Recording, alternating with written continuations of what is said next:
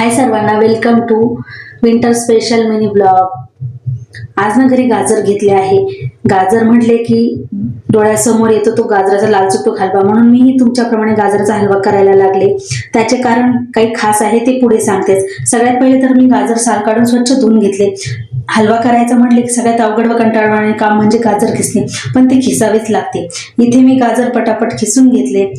मला गाजर खिसण्याचा खूप कंटाळा येतो आणि लगेचच गाजर खिसल्यानंतर गॅसवर लगेचच कढई गरम करण्यासाठी ठेवली आणि त्यामध्ये थोडेसे तूप टाकून घेतले. गाजराचा हलवा करताना त्यामध्ये गावरान तूप टाकले तर गाजराचा हलवा खाण्याची मजाच काही वेगळी असते. इथे मी तुपामध्ये सगळे खिसलेले गाजर टाकून घेतले. गाजर तुपामध्ये चांगले परतून घेतले तर हलवाही चांगला होतो. गाजराचा हलवा करताना मी गाजर तुपामध्ये चांगले 15 ते 20 मिनिटं परतून घेण्यासाठी ठेवले.